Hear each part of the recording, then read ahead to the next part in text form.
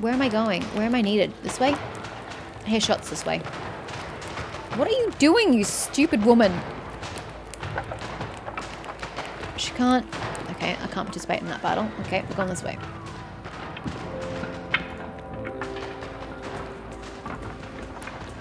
Is there a battle over this way? Doesn't look like it. Bob and Dawn are straining at the harnesses, almost overturning the cart. Mick is shouting at Jess over the rattle of gunfire. We're not leaving until we've got a few more people clear. They spot you at the same time. Let's go! Jess's voice cuts through a sudden silence. I said not yet. Find out what's going on completed. Mick grabs Bob's harness, stopping Jess from leaving, and glares at her. Where are the others? I'll go rescue the poor bastards. The city's done for. Let's get out of here. Let's go rescue the poor bastards. She groans in frustration. Hurry! I need to rescue 5? But I couldn't... Define rescue. What does rescue mean? Oh, person over there. Excuse me, can I help you? Just don't run through the fucking fire. Fuck off, you wanna make me a target? Oh, okay. Oh, I see. I just have to find people. Okay.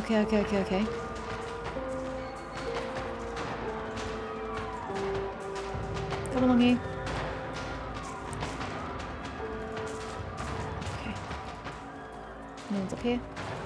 I don't know that going closer to the gunfire is the best idea I've had.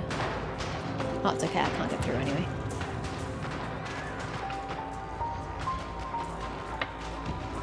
Can I get through up here? I don't think I can, actually. Let's go this way. Now, I wasn't looking for people before. Olive. Who's Olive? Olive, go get to safety, alright? And then we'll get the farmer. Fatal extraction. Get 3 people out alive from the fall of Brockton. 3? Dude, I'm a completionist. I'm getting 5. Isabella? Get! Okay. Return to Mick active. Oh, it's an active quest. Who's this dude? Oh, this is Sean and Sarah. Oh shit. I feel like I need to help here. And Sid. Sean? Let's do what we need to do and get out of here. Are we just abandoning town? There you are. Child's out of hand. Give me Frida's radio. We can call for help. I'll give her the radio. Press the talk button. Frida can hear me. A crackle of static bursts from the radio before Frida's voice comes through. Scratchy, uneven. Chicken, is that you? She grabs your hand and holds it near her mouth. Frida, we're under attack. I need you to get in touch with the scouts and static blasts from the radio, and she recoils involuntarily. I can't hear you. Someone's attacking Kokobee. At the same time? Don't come back here, Chook. I've found a safe place. I don't think they know where... She doesn't sound very desperate for someone in a gun battle. Turn the radio off. She watches you with ill-concealed contempt. That's it then, is it? Not going to try to re-establish contact? If Kokobee's under attack too, we're in bigger trouble than we thought. We need to get out of here. She's dead or will be. No need to draw attention to ourselves and her love. She stares at you then purses her lips. I hadn't thought of that. She returns to the stocking of the ambulance with a new vigour. Help Sean bring the medical supplies so we can get out of here. We'll check in on Frida once we're safe. She pauses momentarily in her stacking and sorting. Then there's that bloke from Kokobee, the one with radiation poisoning. Well, we're full up. He'll have to stay behind. Good call. It isn't good or bad, it's just what it is. She scans the lines of boxes filling the ambulance and shoves another one into an overflowing shelf. It fits perfectly. I'll go tell him he has to stay behind. Oh shit. His radiation poisoning is curable. You know it is. His radiation poisoning is curable. You know it is. We have no right to abandon a healthy person. You want to take care of him, boy? Oh, this is putting me closer to humanist. I don't know. I vibe with all 4 sectors is the problem. Because, yeah, that's practical. But are we going to have to abandon medication and medical supplies to fit him in the ambulance? She glances at you in irritation. You're going to fight me on this, aren't you? I thought the first rule of medicine was do no harm. If you understood duty of care, I wouldn't have to. The first rule of medicine is stay alive. She allows you to feel the full weight of her contempt. But if you're going to make things difficult for me, I'll humor you. Love, I'm doing nothing but trying to help people here. If you want to show some sass, I can kill you and keep Sid. Go get him. Just know that the blood of whoever dies next because you wasted resources on some careless dickhead will be on your hands. You overestimate the role guilt plays in my life if you think that's going to sway me. I don't have time for this. Go get him. She goes back to shuffling boxes without another word. Okay, Sid, the bitch will let you in now. He's sitting up, his face a pale oval in the darkness. I thought I was feeling better, but now I'm not so sure. Am I hallucinating? We have to go, and we can't take you with us. Sorry, you're not hallucinating, but we need to go now. Help him out to the ambulance. You can come with us, but you have to pull your weight to help him to the ambulance. Yeah. I will, I swear. He tries to stand on his own, but collapses onto your shoulder as soon as you offer it.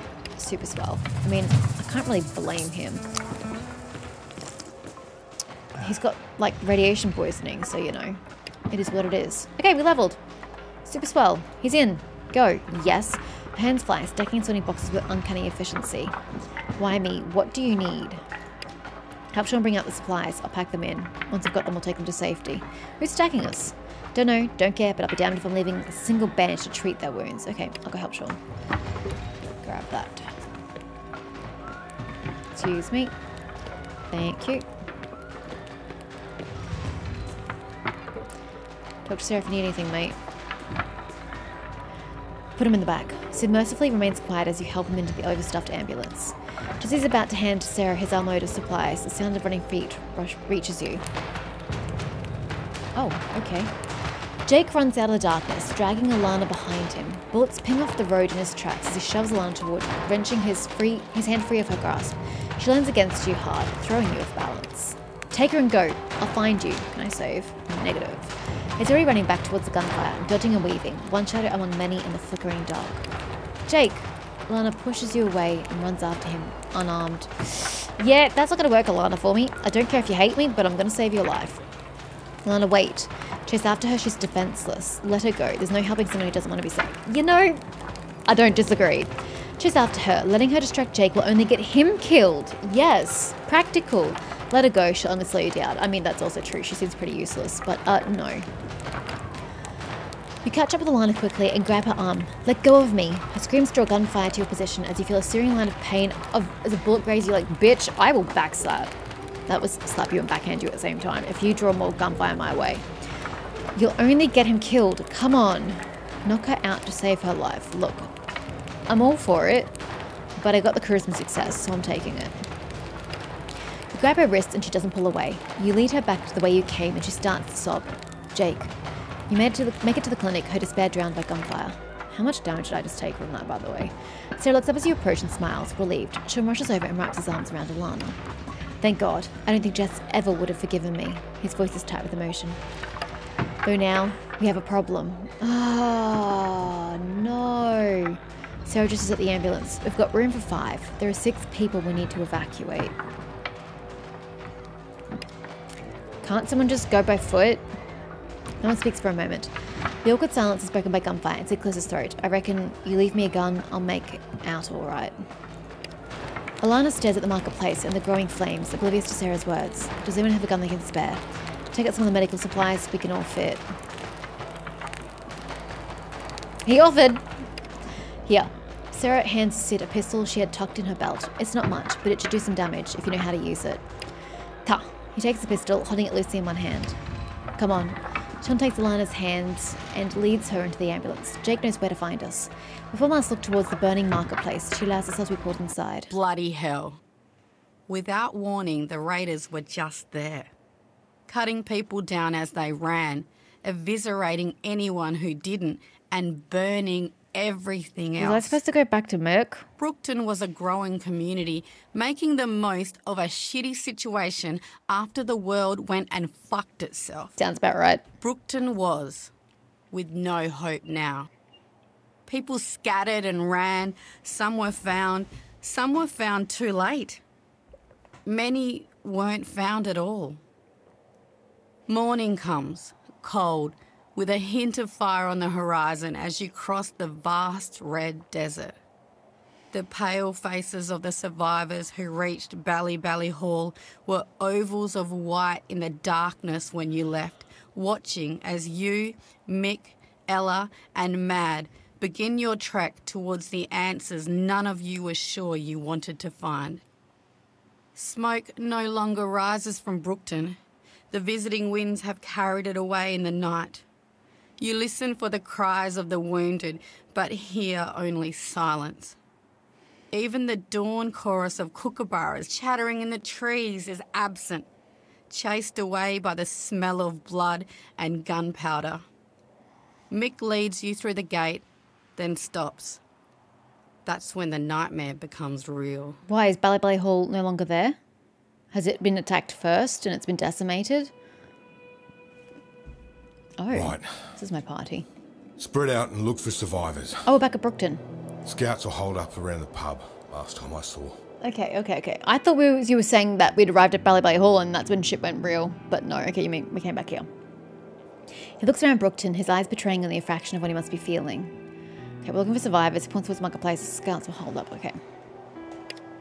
He points towards the clinic. You said you and Sarah left by the south gate. Might still be some supplies to collect.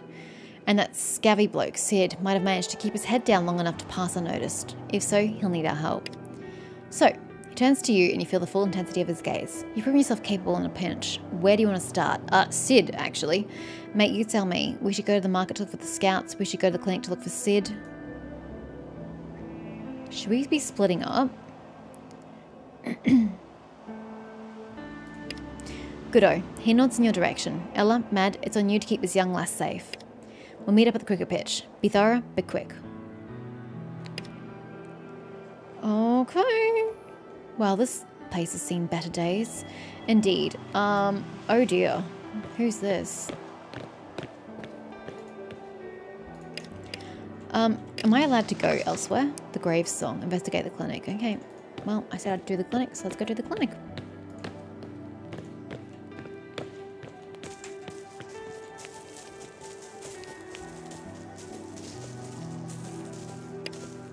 Ooh, I'm getting weapons.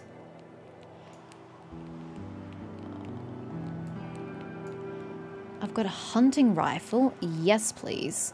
Swapsies. What's the range on this thing? 1 to 12. Where's the shotgun? Range 0 to 9. It's not really that much difference, let's be real. Base damage is abysmal, though. Ugh. Ugh. Oh, I don't like that. I kind of want the shotgun back. Is somebody running a melee run? Oh, I didn't take any damage, by the way. That's fantastic. Ella. Ella is working a hunting knife and a, standard Australian Army SR-98 sniper rifle. Okay, so she wants to stay back. Fair enough. And what about you, Mad? She's rocking Mad's bat. Mad constructed this bat herself because nothing else she could find was packing enough punch. Okay. And a standard shotgun. Spray it, don't say it with a spellcraft shotgun. Okay, so she feels like she's more up close and personal with a bat that does a shit ton of damage and then a shotgun, which is also good at range. Like, up front and close. Although it does say 1 to 6 as opposed to like 0. 0 would be up front. Oh well, just say optimal. Not that it has to be that. Okay, well you ladies seem pretty kitted out. You've both got heals on you. Works for me.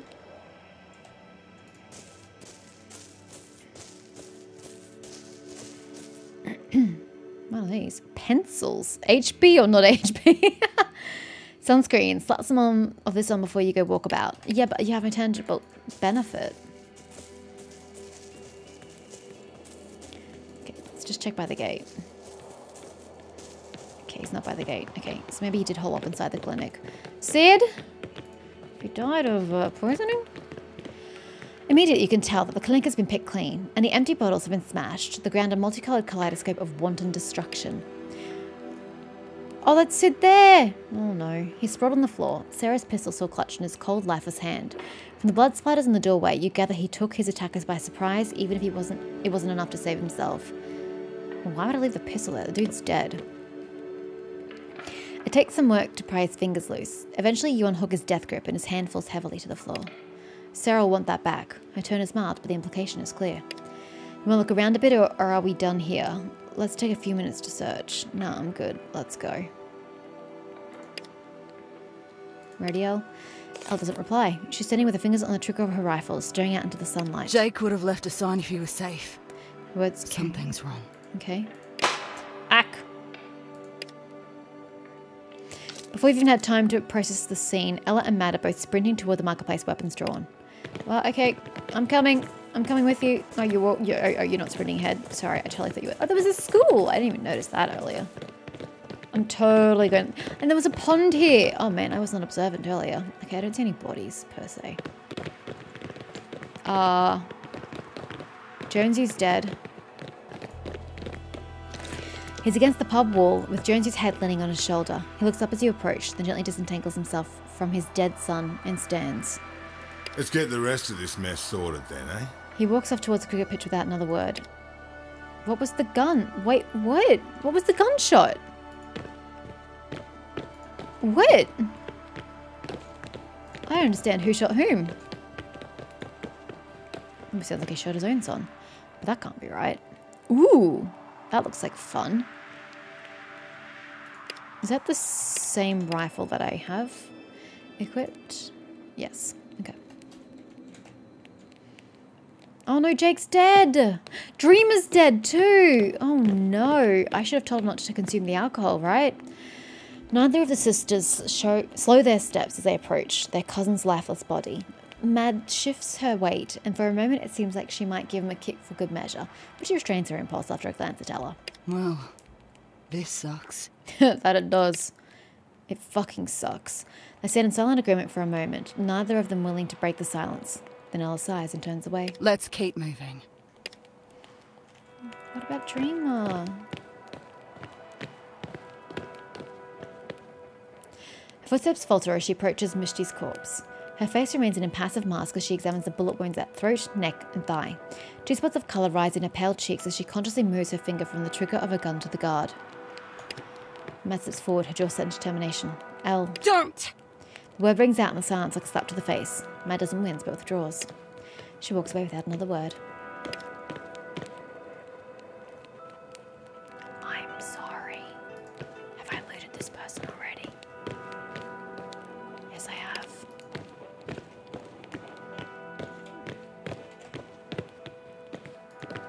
What's this?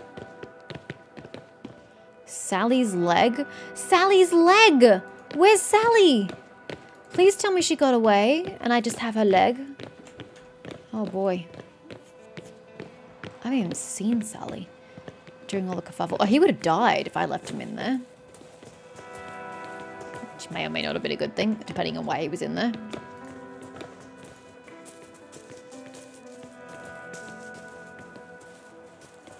We didn't do the top corner though. I'll be back, Mick. Got to check out who died up in this corner. I like loot.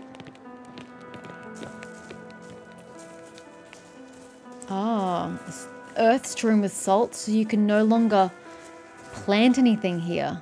Damn.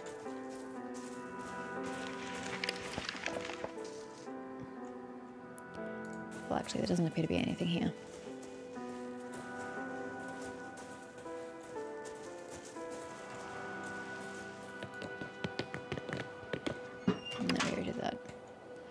Solid wood, reduced to ashes. Okay. Well, that sucks.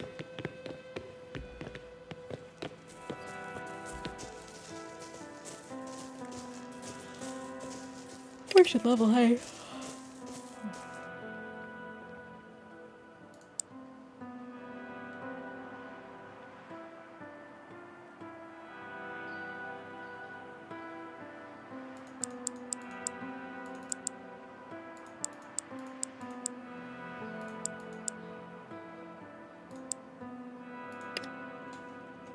Pretend like I know what I'm doing. Hey, mate. This has been quite the fucking shit show. I think Mick's about ready to pack it in. Oh, I think so too. He just lost his son. You ready to be done with this place? Yeah, I'm done. Well, it's been a tough day, but we're not done yet. It's clear by now that help isn't coming, and without some sort of protection, our days here are numbered. The way I see it, we bury our dead and we head off to Meriden. The radio's still out of Ballybally, so we'll have to swing by and pick up that lot.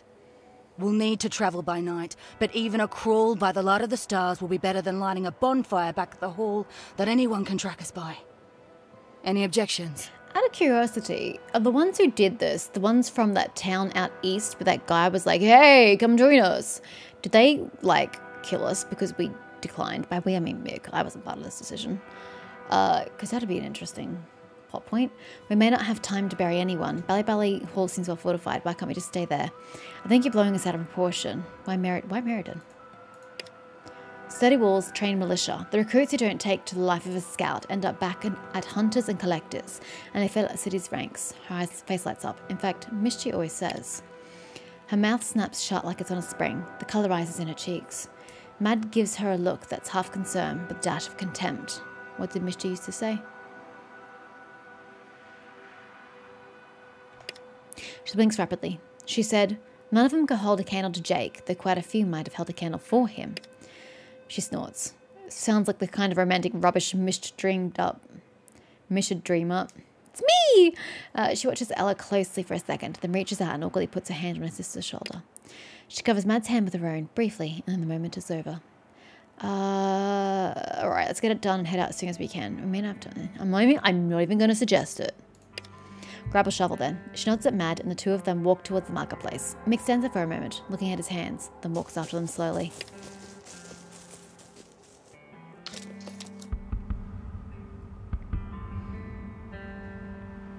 It's never easy to say goodbye before you're ready. What about everybody else? Especially when you thought you'd have more time. She shifts slightly, watching the horizon, hands on her gun. I've still got a lot to learn.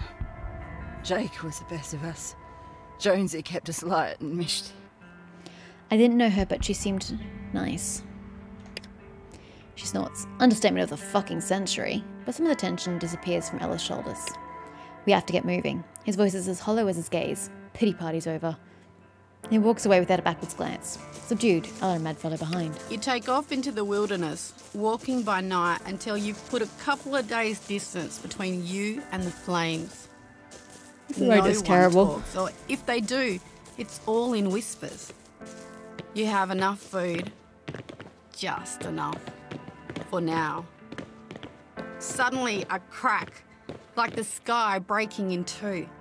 You look up at the cloudless vault, but Mick's caught the tail end of it through his binoculars. Pick up the pace, is all he says. People are more than tired. They're exhausted, but Mick's words light a fire under them, get everyone moving as if the devil himself is hot on their heels. Then again, looking at the rising plume of dust and smoke ahead of you, maybe it's not the inferno you left behind that you need to worry about.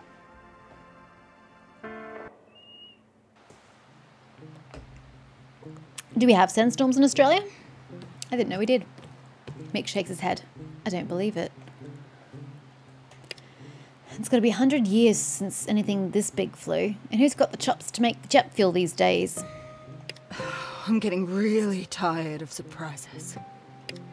He talks out the side of his mouth so the others can't see. I don't believe in coincidences. Any thoughts on what Sean and John are walking into here? I've never seen anything like this. I don't know enough to have an opinion, but if the story is we can't have the convoy stopped here too long, it'll be easy pickings for whoever rolls in. There's got to still be some loot in there. No way it's been down long enough to be picked clean. He gives a little nod. Keep that mercantile eye out. Could be proof is in the pudding where an enigma like this is concerned. Go on then. Come get me if you find anything. Okay. Come along, team. Let's roll out. We're here to loot. Amazing. Absolutely amazing. These haven't flown since before. How the hell did they get this here? Too bloody right. What a beaut, eh? I've had a little poke around, but still can't quite make heads or tails of it. The voice gets louder as its owner makes its way towards this group. I'm sorry, who are you exactly? Name's Jesus. Jirali, but everyone calls me DJ. Thank God for that. You used to be Sean, hey? Your justice told me heaps about you, including that you don't get out too much, right? Looks behind Sean to the convoy and waves. Hooroo, Jess, Bob and Dawn doing well? She's in the middle of talking to Sarah, but takes a moment to return the wave. So I guess we're here for the same reason. See a bloody big plume of smoke rising in the sky? You take a gander at what's burning. And gives a good-natured shrug. The door's completely jammed shut, but the wing's torn off. I didn't want to head inside alone, but now you're here. We've got safety in numbers, yeah? Let's have a crack at it. That'd be great. Thanks. Welcome. Yeah, seconded. Beauty. Wouldn't mind the company. Rode a camel myself all the way here, and it wasn't the best conversationalist. He hands Sean a walkie-talkie. Speaking of speaking, found this guy on the ground, but I can't make him squawk. DJ joined. He has it in his hand. Feels like the batteries are missing. He pops the compartment and peeks inside. Yeah, we're shit out of luck. Might be able to scrounge some up. I'll ask around. Buttercrew, take the batteries out of your radio. Here, try these. We need that for Frida. No, I don't care who's on the other end of that radio. Better the devil you know. God, look at my alignment. That changed massively. He clips the walkie-talkie onto his belt and looks at his father. Come on, Dad. We should see if Mum needs help treating the people with heat stroke. Fair dinkum? He looks at the smoking hulk again, then looks at his son. Yeah, alright. I guess he'll tell us what you find at least. Too right, mate. Wistfully, John follows his son back to the ambulance. Come on! Let's get inside! I leveled again? Holy shit. We're leveling in leaps and bounds.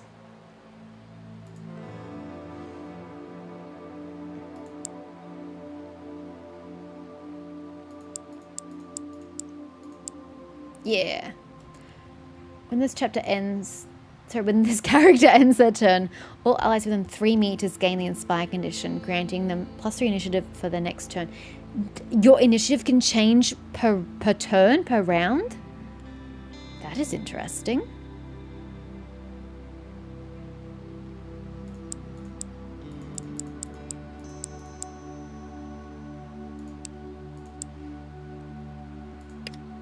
You guys just love yourselves, right? Thank God. I did not want to deal with that. So, the history of my calamities. Explore the area around the plane. Search the area for witnesses. Investigate the plane interior. Okay, well, we can do that. Oh, witnesses! I've been told to look for you. You think this little thingy that I don't have a name for could have witnessed it? It looks like... yeah. Wait, here's the wing back here. Oh, that's the tail food. Yeah, there's nobody here. Whoa. Ah! Look. He points towards the break in the fuselage. Too late for both of them. She's had her throat cut. He's been beaten to death. And mate, this happened very recently. If it's so recent, maybe you should double check their vitals. I like to check out the bodies myself. Too late for both of them. She said, eh. Oh, whoops, I missed it. TJ still cradles the head of one of the bodies on the ground in his hands. Mate, I love to say different, but dead is. The man's eyes flow open and he gasps. He looks towards his companion. Jensen! Then he sees you and recalls in horror. Shoo! Shoo! Oh, they're playing dead! He drops the man's head in shock. The victim's eyes close once more and his limbs go slack. Oh, the bloody bat's out of bloody hell. Okay, he is 100% certified dead this time. You should check his vitals just one last time. I promise I won't ask you again. He glowers at you and it seems like he's going to refuse. Then he takes a deep breath and puts his fingers to the man's neck. Still dead. Once more with feeling! Not him, he's probably still dead. But you should just check this again, just in case.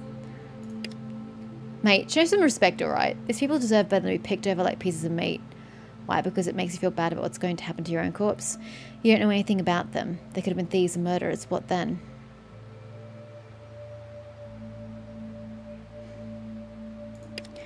Yeah, okay, so what if it does? He shakes his head. What's wrong with treating others the way you'd want them to treat you? Nothing, except it's boring.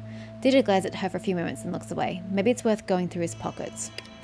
You've had your fun, let him rest. Why stand on ceremony? He's dead. Check all his pockets. I mean, I get where he's coming from. Yes, respect for the dead is a good thing to have. In fact, I think it's quite necessary. But also we're in the, post-apocalypse. We need all the resources we can get. The goods on him are doing no good in his pockets. Check his damn pockets. No means no. Yeah, not this time, it doesn't. She pushes past him and briskly gives the corpse a once-over. Finding nothing, she shrugs and goes for the dead man's boots. Waste not, want not. As she pulls them off, a small key slides out into the dust. Hey, jackpot! And he looks away in disgust. Ah, well, waste not, want not, bro. Must have been important. May as well Copy find key. out what was so worth protecting. Inside, yeah. Yeah! I still have not found any witnesses though. Well, none of this is optional, so that's actually okay.